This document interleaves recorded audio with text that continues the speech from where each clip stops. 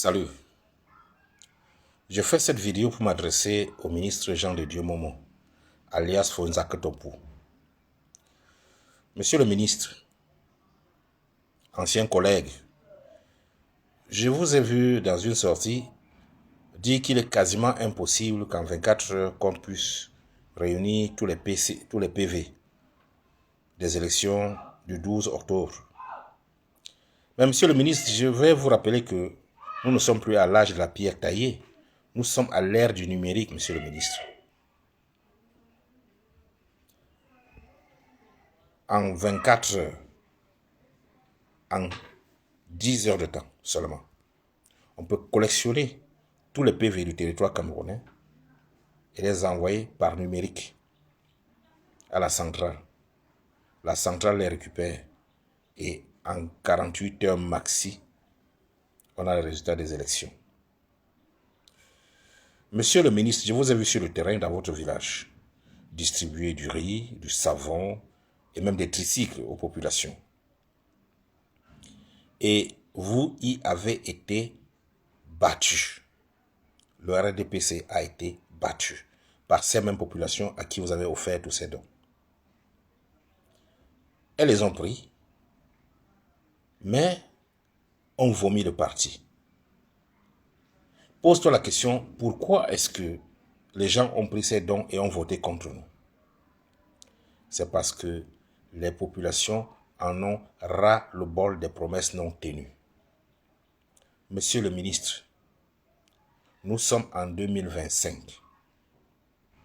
Le Cameroun, ce beau pays, ce pays que Dieu nous a tout donné, n'a pas une seule autoroute qui relie une région à l'autre. Monsieur le ministre, comment pensez-vous que le peuple camerounais peut encore croire aux promesses du RDPC lorsque, depuis plus de 10 ans, on n'arrive pas à construire, à terminer l'autoroute Yaoundé-Douala? Monsieur le ministre Fonzak Topou, regarde à quoi ressemble l'axe Douala-Bamenda. C'est un parcours de combattants. Est-ce que le Cameroun mérite ça? Le Cameroun ne mérite pas ça. Et cette situation, c'est dans toutes les régions du Cameroun. Au nord, n'en parlons plus.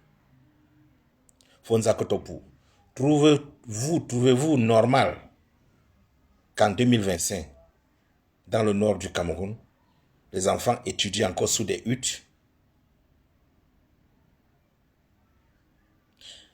Dans la région du sud,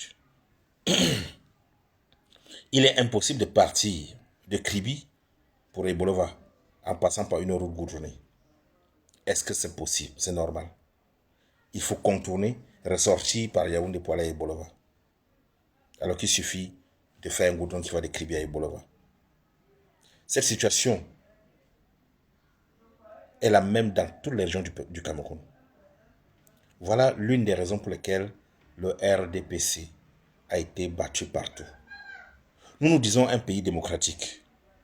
Mais c'est quoi cette démocratie où c'est la même personne qui doit absolument gagner les élections? Nous le savons, tu le sais, tous les Camerounais le savent, qu'on met 2 semaines pour proclamer les élections parce qu'il faut tripatouiller. Regardez la Guinée équatoriale par exemple. En Guinée équatoriale, il y avait des opposants, mais ils se sont tus. Parce que le président équato-guinéen, en un laps de temps, a développé tout le pays. J'étais en Guinée équatoriale en l'an 2000. J'y suis reparti en 2011. Je n'ai pas reconnu la Guinée équatoriale. Allez à Kiossi. Quand vous arrivez à Kiossi, monsieur le ministre, faites un tour à Kiossi. Vous regardez l'autre côté de la frontière, la Guinée équatoriale. La route en brousse est goudronnée avec des lampadaires. Et quand tu regardes l'autre côté, c'est la poubelle. Ça nous fait honte. Et on comprend que vous qui étiez autour du président de la République, vous ne l'avez pas aidé à développer, à construire le pays. Et vous vous attendiez à quoi? Regardez même à Yaoundé même, au cœur de la capitale. le président a été battu dans des bureaux. Et c'est là où je dis, quand les dents de la panthère s'enlèvent, elle dort avec les chèvres. Le vrai président Paul Biya, l'homme que je connais, s'il avait encore ses 70 ans, même 80 ans, vous tous qui avez été battus dans vos régions, vous deviez tous payer. Parce qu'il ne tolérerait pas, quand il avait encore toutes ses forces, il ne tolérerait pas les traîtres. Vous êtes tous des traîtres autour de lui. Vous l'avez tous trahi parce que personne de vous n'a fait ce qu'il fallait faire pour qu'on puisse lui donner nos voix. Ganon Djoumessi, regarde, tu es chargé des routes, de la construction des routes nationales. Mais où sont les routes du pays? Si pendant seulement les 7 ans qui sont passés, tu avais relié une seule région du Cameroun avec une autoroute, je suis sûr que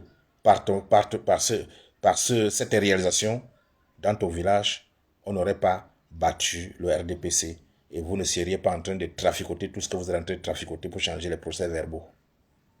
Acceptez que le peuple a vomi le président et laissez le papa se reposer. Il vous a assez aidé. Il a assez fait pour vous. Laissez-le se reposer. Acceptez le verdict des urnes. C'est inacceptable. Personne ne peut croire, si vous annoncez la victoire du président Paul Biya à cette élection, personne ne vous croira. Le monde nous regarde. Merci.